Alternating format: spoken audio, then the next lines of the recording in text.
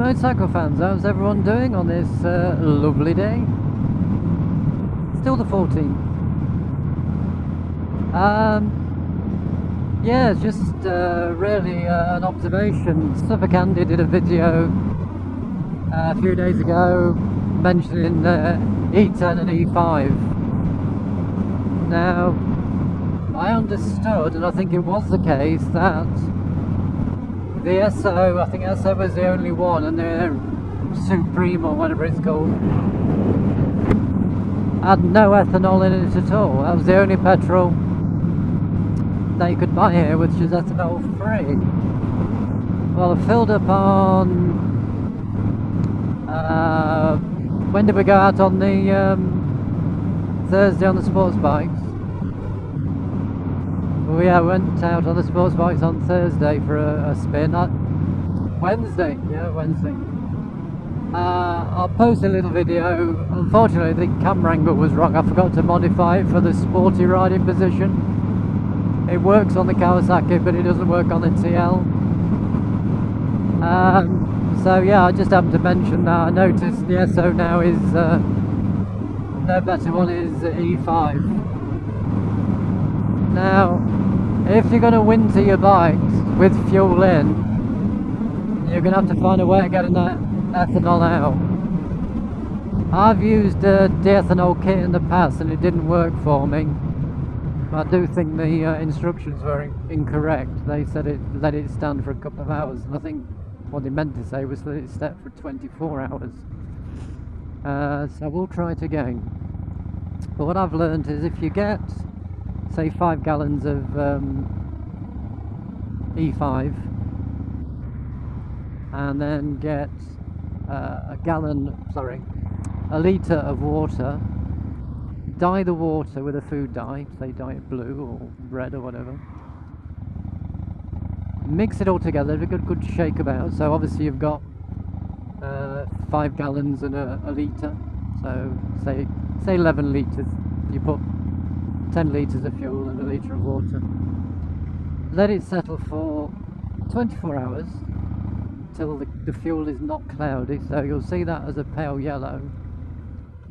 You'll see the ethanol will be attracted, or the water is attracted to the ethanol, so you'll have a blue line at the bottom, and then if you've got a container where you've got a tap at the bottom, you just drain it off, and you should end up with 5% of your 10 litres plus the 1 litre water. So if you come out with obviously more than a litre, you know you've pulled the ethanol out. That I shall do when I'm wintering the bikes, because I've had a bike with what I thought was ethanol free fuel, and it made the inside of my Kawasaki petrol tank a little bit rusty. Got a film of rust, so I've got to clean all that out. I'm going to use white vinegar. So yeah, watch out for the ethanol. It's an absolute pig. It will attract the water from the atmosphere, settle at the bottom of your tank and rust the bottom of your tank. The other way obviously to winter your tanks is take them off, give them a flush out with a non-petrol spirit, dry it all out, and then put AFC, I think it's AFC 40, AFC 50, but you can get a liquid version rather than the spray. Slosh that around on the inside of your tank and then store it, or use something like Bottasol. That would do it.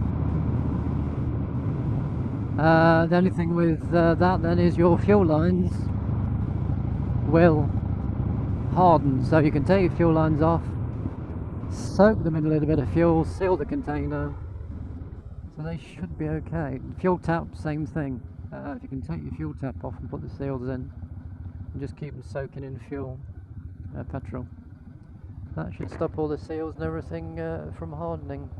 Other than that, you have to replace them, and I've had to do that before now. So this is a dreadful move by the government.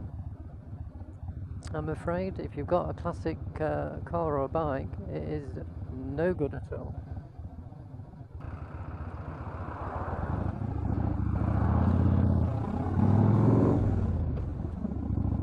How busy is it today? Crikey. So yes, motorcycle fans, you've got a couple of options there for when you winter your bikes. Or do as I do, sell all the old ones.